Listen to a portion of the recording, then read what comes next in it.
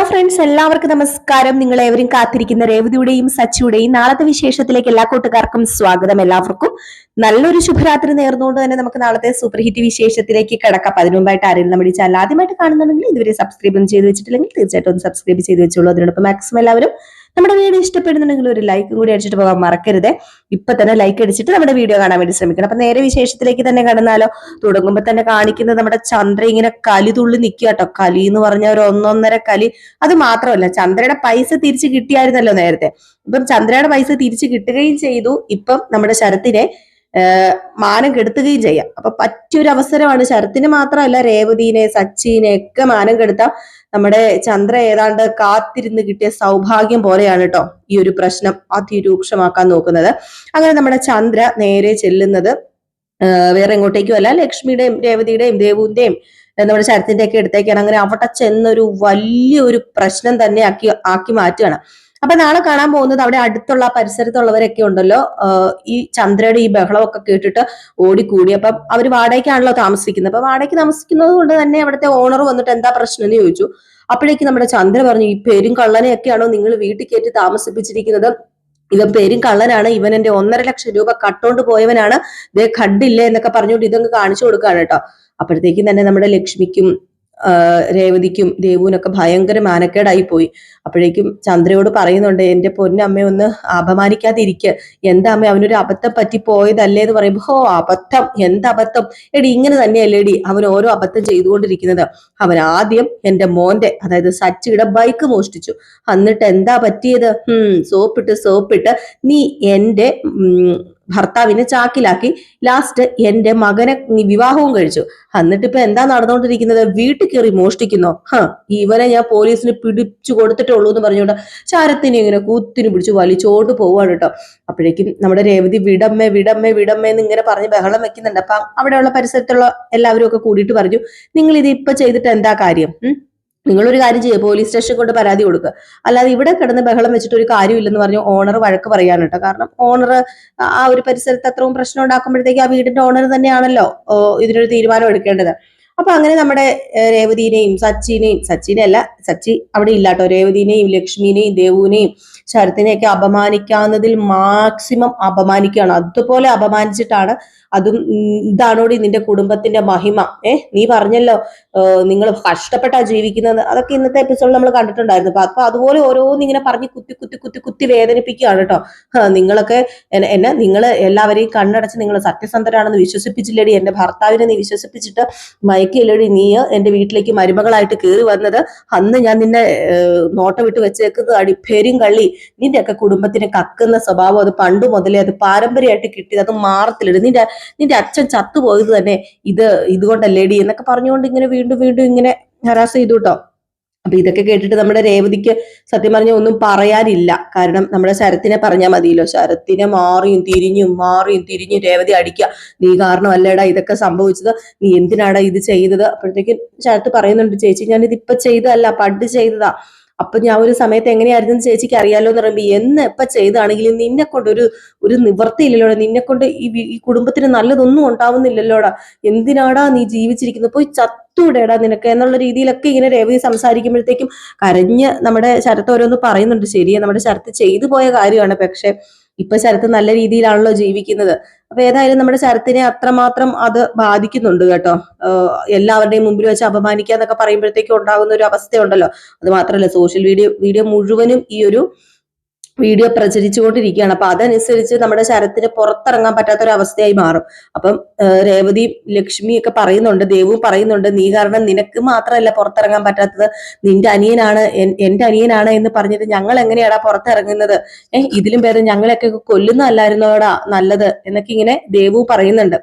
എന്നിട്ട് ലാസ്റ്റ് സച്ചിയുടെ ഫോണിൽ നിന്നാണ് ഇത് ലീക്ക് ആയത് എന്ന് നമ്മുടെ ശരത്ത് തന്നെയാണ് പറയുന്നത്. സച്ചേട്ടന്റെ ഫോണിലാണ് ഇത് ഉണ്ടായിരുന്നത്, സച്ചിയുടെ ഫോണിൽ നിന്നായിരിക്കും, സച്ചേട്ടന്റെ ഫോണിൽ നിന്ന് ഇത് ലീക്ക് ആയിരിക്കുന്നത്. പറഞ്ഞേ സച്ചേട്ടന്റെ ഫോണിലോ? അതങ്ങനെ സച്ചേട്ടന്റെ ഫോണിൽ ഇത് വരും? നീ എന്താ ഇപ്പൊ ഈ പറഞ്ഞു വരുന്നത്? വീണ്ടും നീ എന്റെ ഭർത്താവിനെ കുറ്റക്കാരനാക്കാൻ നോക്കുകയാണെന്ന് ചോദിക്കുമ്പോ, അതല്ല ചേച്ചി, ഈ ഒരു വിഷയം എനിക്ക് മാത്രമല്ല, ഈ ഒരു വിഷയം സച്ചേട്ടനും അറിയായിരുന്നു. സച്ചേട്ടൻ അറിയായിരുന്നു? നീ എന്താ ഈ പറയുന്നത്? അത് പിന്നെ അന്ന് എന്റെ കൈ തല്ലി ഓടിച്ചില്ലായിരുന്നോ?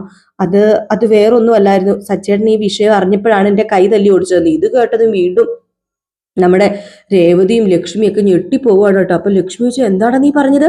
അന്ന് നിന്റെ കൈ തല്ലി ഒടിച്ചത് അപ്പൊ വെറുതെ അല്ലായിരുന്നോ? അപ്പൊ ഈ വിഷയം അറിഞ്ഞിട്ടായിരുന്നോ? അതെ അമ്മേ, ഈ വിഷയം അറിഞ്ഞിട്ടാ അന്ന് സച്ചേട്ടൻ എന്റെ കൈ തല്ലി ഒടിച്ചത്. സച്ചേട്ടൻ ഏതോ ഒരു CCTV നിന്നായി സംഭവം കിട്ടിയിരിക്കുന്നെന്ന് പറഞ്ഞപ്പോ, എടാ മഹാഭാവി, ഞാൻ ആ സമയത്ത് അവനെ എന്ത് പ്രാക്കാടാ പ്രാഗിയത്, അവനോട് എന്തൊക്കെയാടാ ഞാൻ പറഞ്ഞത്. എടാ ദ്രോഹി, നീ കാരണമല്ലേടാ അവന് ഞങ്ങൾ അങ്ങനെയൊക്കെ പറഞ്ഞെന്ന് പറയുമ്പോഴത്തേക്ക് രേവതിക്കും അങ്ങ് എന്തോ പോലെ ആയിപ്പോ. ഞാനും ആ ഒരു സമയത്ത് ഒരുപാട് വിഷമിപ്പിച്ചിട്ടുണ്ട് സച്ചേട്ടൻ. എന്റെ അനിയനെ തല്ലിയതിന്റെ പേരിൽ ഒരുപാട് ഞാൻ വിഷമിപ്പിച്ചിട്ടുണ്ട്. എന്നിട്ടും അദ്ദേഹം അത് വെളി പറയാതിരുന്നത് എനിക്ക് വിഷമാകണ്ടല്ലോ എന്ന് ഓർത്തിട്ടും, നിനക്ക് മാനക്കേട് ഉണ്ടാകണ്ടല്ലോ എന്നൊക്കെ ഓർത്തിട്ടല്ലേടാ. എടാ മഹാഭാവി, നീ എന്തിനാടാ വീണ്ടും വീണ്ടും ഇങ്ങനെ ഓരോന്ന് ചെയ്ത് കൂട്ടുന്നത്? അയ്യോ, ഇനി ഞാൻ എന്ത് ചെയ്യും? എനിക്ക് അറിയത്തില്ല, മനുഷ്യന്റെ മുഖത്ത് ഞാൻ എങ്ങനെ നോക്കുന്നു പറയുമ്പോഴത്തേക്ക് ലക്ഷ്മിയും പറയുന്നുണ്ട്, എനിക്കറിയില്ല മോളെ, പാവമുണ്ട്, അവരെ ലാസ്റ്റ് എല്ലാവരും കൂടെ കുറ്റക്കാരനാക്കിയില്ല. ഇവന് ഒറ്റ ഒരുത്തൻ കാരണമല്ല ഇതൊക്കെ സംഭവിക്കുന്നത്. നമുക്ക് കൂട്ടത്തോടെ ഇവ ചാകുകയാണ്, അതായിരിക്കും നല്ലത്. ഈ മഹാഭാവി കാരണം എന്തിനാ ജീവിച്ചിരിക്കുന്നത്? നാണക്കേടും മാനക്കേടും ഒക്കെ ആയിട്ട് എന്നൊക്കെ പറഞ്ഞിങ്ങനെ വീണ്ടും നമ്മുടെ ലക്ഷ്മി ഓരോന്ന് പറഞ്ഞപ്പോഴത്തേക്കും ദേവ് പറയുന്നുണ്ട്, ആരെയും കുറ്റം പറഞ്ഞിട്ട് കാര്യമില്ല. അതെ, നമ്മൾ തന്നെ കുറ്റം പറഞ്ഞാൽ മതി. ഇവൻ വീട്ടിലെ ഒരാണാണ് എന്ന് പറഞ്ഞുകൊണ്ട് നമ്മൾ എന്താ ചെയ്തത്? ഇവനെ ലാളിച്ചു. അറിയാലോ, ചേച്ചിയുടെ പഠിത്തം വരെ ചേച്ചി മാറ്റി വെച്ചിട്ട് ഞങ്ങൾക്ക് വേണ്ടിയല്ലേ ചേച്ചി ഇത്രയും നാള് കഷ്ടപ്പെട്ടത്. എടാ, നിനക്കത് അറിയത്തില്ലേടാ? ചേച്ചിക്ക് പഠിക്കാൻ കഴിവില്ലാഞ്ഞിട്ടൊന്നും അല്ലല്ലോ, നമ്മളെ രക്ഷപ്പെടുത്താൻ വേണ്ടിയല്ലേടാ ചേച്ചി ഇങ്ങനെയൊക്കെ ചെയ്തത്. എന്നിട്ട് നിനക്ക് അന്നൊരു വാക്ക് പറയത്തില്ലായിരുന്നോ? ചേച്ചിയുടെ ജീവിതവും തകരുന്നൊരു അവസ്ഥയാവില്ലായിരുന്നു അന്ന് സച്ചേട്ടന് നീ എന്തൊക്കെയാടാ പറഞ്ഞത്? ഞങ്ങളൊക്കെ സച്ചേട്ടനെ അവിശ്വസിച്ചപ്പോൾ നിനക്ക് നിന്റെ മനസ്സിലറിയായിരുന്നല്ലോ സച്ചേട്ടൻ നിന്നെ എന്തിനാ അടിച്ചതെന്ന്. എന്നിട്ട് നീ വെളിയിൽ പറഞ്ഞോടാ, മഹാഭാവി തന്നെയാടാ നീ, മഹാഭാവി, നീ മനസ്സാക്ഷി ഇല്ലാത്തവനാടാന്നൊക്കെ പറഞ്ഞിട്ട് ദേവും പിന്നെ ഇങ്ങനെ ഭയങ്കരമായിട്ട് വഴക്കുണ്ടാക്കാണ് കേട്ടോ. അതിനിടയിൽ നമ്മുടെ രേവതി വീണ്ടും ശരത്തിനുണ്ട് അവിടെ ഇവിടെയൊക്കെ ഇങ്ങനെ അടി കൊടുക്കുന്നുണ്ട്. ശരത്ത് അതൊക്കെ കേട്ടോണ്ടും ഒക്കെ നിൽക്കുക തന്നെയാണ് കേട്ടോ ചെയ്യുന്നത്. ഇതിനുശേഷം പിന്നെ കാണിക്കുന്ന സീൻ എന്ന് പറഞ്ഞിട്ടുണ്ടെ നമ്മുടെ ചന്ദ്രോദയത്താണ്. അപ്പൊ ചന്ദ്രോദയത്ത് കിട്ടിയ ഒരു ചാൻസ് അല്ലേ നമ്മുടെ ചന്ദ്രയ്ക്ക് അടിച്ച് തകർക്കാനായിട്ട്. ചന്ദ്ര ചെന്ന് നേരെ രവീന്ദ്രനോട് കാര്യങ്ങളൊക്കെ പറഞ്ഞു. നിങ്ങളിപ്പൊ എങ്ങനെ ഇനി നിങ്ങൾ അവളെ സപ്പോർട്ട് ചെയ്യും? നിങ്ങൾ ഇത് നാട്ടുകാരെല്ലാം കണ്ടില്ല, പറ്റിയ ബന്ധമല്ലേ നിങ്ങൾ ഉണ്ടാക്കിക്കൊണ്ട് വന്നത്? ഞാൻ പറഞ്ഞതല്ലേ അവള് പേരും കള്ളിയാന്ന്. എന്നിട്ട് നിങ്ങളത് വിശ്വസിച്ചോ? ഇല്ലല്ലോ. എന്നാ നിങ്ങൾ അനുഭവിച്ചോ എന്നൊക്കെ പറയാം. അപ്പൊ നമ്മുടെ ശരത്തിന്റെ ഈ ഒരു വീഡിയോ കണ്ടു കഴിഞ്ഞപ്പോഴത്തേക്കും സത്യം പറഞ്ഞാൽ തെറ്റ് ശരത്തിന്റെ ഭാഗത്തായതുകൊണ്ട് രവീന്ദ്രന് രേവതിനെ സപ്പോർട്ട് ചെയ്യാൻ പറ്റില്ല. ചന്ദ്രയെ സപ്പോർട്ട് ചെയ്തില്ലെങ്കിലും ചന്ദ്രയുടെ എതിർത്ത് പറയാനും പറ്റത്തില്ലാത്തൊരവസ്ഥ. ഇതെല്ലാം കേട്ടോണ്ടിരിക്കുക എന്നുള്ളത് രവീന്ദ്രന് വേറെ ഒന്നും പറയാൻ പറ്റാത്തൊരവസ്ഥയായി പോയിട്ട്. കാരണം അത്ര നാള് നമ്മുടെ രേവതിനെ സപ്പോർട്ട് ചെയ്ത് സംസാരിച്ചതല്ലേ. അപ്പൊ ഇതിന് സപ്പോർട്ട് ചെയ്യാൻ പറ്റത്തില്ലല്ലോ. അപ്പൊ നമ്മുടെ ചന്ദ്ര മാക്സിമം അത്രയും പറയുന്നുണ്ട്. ഇതെല്ലാം കേട്ട് കമാന്നൊരു അക്ഷരം ഇണ്ടാതെ നമ്മുടെ രവീന്ദ്രൻ ഇങ്ങനെ അണ്ണാക്കി പിരിവിട്ട് ഇരിപ്പുണ്ട് കേട്ടോ. ഏതായാലും ഒരു കാര്യവും നമ്മുടെ രവീന്ദ്രൻ പറയുന്നില്ല. ഈ ഒരു സമയത്താണെങ്കിൽ നമ്മുടെ ശ്രുതി ആണെങ്കിലും മാക്സിമം പിരികേറ്റി വിടുക ചന്ദ്രനെ. മറ്റേ കീ കൊടുക്കുന്ന പാവയുടെ അവസ്ഥയാണ് ചന്ദ്രയ്ക്ക്. നമ്മുടെ ശ്രുതി ഓരോന്ന് ഇങ്ങനെ പറഞ്ഞു പിടിപ്പിക്കും. ചന്ദ്രയാണെങ്കിൽ അതനുസരിച്ച് ഇങ്ങനെ ഓരോന്ന് പറയും. എങ്കിലും അവനിങ്ങനെ ചെയ്തല്ലോ, അയ്യോ എങ്കിലും രേവതി ഇങ്ങനെ ചെയ്തു ഞാൻ പ്രതീക്ഷിച്ചില്ല, ഇതിപ്പോ രേവതിയും കൂടെ അറിഞ്ഞോണ്ട് തന്നെ ആയിരിക്കും എന്നൊക്കെ പറഞ്ഞ് ഇങ്ങനെ ഓരോ കാര്യം പറഞ്ഞിട്ട് ഇങ്ങനെ വിടുക. ശ്രുതിയാണെങ്കിലോ, അവനെന്നെ ഓട്ടക്കാരാന്നല്ലേ വിളിച്ചത്, ഞാൻ അന്നൊരു 50 ലക്ഷം രൂപ എടുത്തോണ്ട് പോയത് എന്റെ സ്വന്തം അച്ഛന്റെ പൈസയാ. എന്നിട്ട് അവള് ആരുടെ പൈസ എടുത്തോണ്ട് പോയത്? ഇത് അവളും കൂടെ അറിഞ്ഞോണ്ട് തന്നെ അമ്മ, ഇത് അവളും കൂടെ വഴി വെച്ച് ഒരുക്കി കൊടുത്തത് തന്നെയാ. അല്ലെങ്കിൽ പിന്നെ അമ്മയുടെ കയ്യിൽ അന്ന് അത്ര പൈസ വരുന്ന ആരറിഞ്ഞു? അപ്പം അവളും കൂടെ ചെയ്തിട്ടുള്ളതായിരിക്കും എന്ന് പറഞ്ഞുകൊണ്ട് നമ്മുടെ ശ്രുതി ഇങ്ങനെ ഓരോന്ന് കയറ്റി കൊടുക്കുകയാണ്. ഏതായാലും ഈ ഒരു സമയത്ത് ഇങ്ങനെയൊക്കെ സംസാരിച്ചുകൊണ്ടിരിക്കുന്ന സമയത്താണ് നമ്മുടെ സച്ചി അങ്ങോട്ടേക്ക് കയറി വരുന്നത്. അപ്പൊ സച്ചി ഒരു ഓട്ടം പോയേക്കുമായിരുന്നല്ലോ. അപ്പൊ സച്ചി എന്തൊക്കെയോ പോയി മേടിച്ച് പലഹാരങ്ങളോ എന്തൊക്കെയോ മേടിച്ചോണ്ടൊക്കെ വരുന്നുണ്ട്. അങ്ങനെ കയറി വരികയാണ്. കയറി വന്നപ്പോ ആകപ്പാടെ ഒരു നിശബ്ദത മുഴുവനും. നമ്മുടെ ചന്ദ്രയാണെങ്കിൽ ഇങ്ങനെ ഇപ്പൊ പൊട്ടു എന്നുള്ള അവസ്ഥയിൽ ഇങ്ങനെ ഇരിക്കുക, ശ്വാസം മുട്ടി. ഈ ഒരു സമയത്ത് രവീന്ദ്രൻ അവിടെ ഇരിപ്പുണ്ട്. അപ്പം സച്ചിനെ കണ്ടത് ഒന്നും മിണ്ടുന്നില്ല രവീന്ദ്രനെ. സാധാരണ മോനെ നീ എപ്പോ വന്നുകൂടാന്നൊക്കെ പറഞ്ഞ് ഭയങ്കര സന്തോഷമല്ലേ. സച്ചിനെ കണ്ടിട്ട് ഒന്നും മിണ്ടുന്നില്ല. അപ്പൊ സച്ചി ഓടി വന്നിട്ട്, ഏതായാലും ട്രിപ്പൊക്കെ പോയിട്ട് വന്നല്ലേ, അല്ല രേവതിനെ കണ്ടില്ലല്ലോ. അച്ഛാ ദേ ഇതാ ഞാൻ മേടിച്ചോണ്ട് വന്നാന്നൊക്കെ പറഞ്ഞ് ഇതൊക്കെ കൊടുത്തപ്പോഴേക്ക് രവീന്ദ്രനൊന്നും മൈൻഡ് ചെയ്യുന്നില്ല. അപ്പൊ സച്ചി വെച്ച് ഇതെന്താ അച്ഛാ ഒന്നും മിണ്ടാത്തതെന്നൊക്കെ ഇങ്ങനെ ചോദിച്ചു കഴിഞ്ഞപ്പോഴത്തേക്കും, എങ്ങനെയാടാ മിണ്ടുന്നത്? നിന്നോടൊക്കെ മിണ്ടുന്നതിലും ഭേദം ഉണ്ടല്ലോടാ, വേറെ ആരോടെങ്കിലും വേറെ വഴി പോകുന്ന പോലെ പിച്ചക്കാരോട് ചെന്ന് മിണ്ടുന്നതാടാ നല്ലത്. നിന്റെ കെട്ടിയോളെ എടാ നാണമില്ലടാ ആ കുടുംബത്തിൽ പോയി ഒരു ബന്ധം ഉണ്ടാക്കാനായിട്ട് നോക്കി. നിങ്ങൾ എന്തിനാ രേവതിനെ കുറിച്ച് പറയുന്നത്? അല്ലെങ്കിലും അമ്മയ്ക്കുള്ള സൂക്കട രേവതി അവളിപ്പോ ഇവിടെ ഇല്ലതാനും. എന്നിട്ട് എന്തിനാ രേവതിനെ കുറിച്ച് പറയുന്നതെന്ന് ചോദിച്ചു. നിന്റെ ഭാര്യനെ കുറിച്ച് പറഞ്ഞപ്പോ നിനക്ക് കൊള്ളുന്നുണ്ടല്ലേ?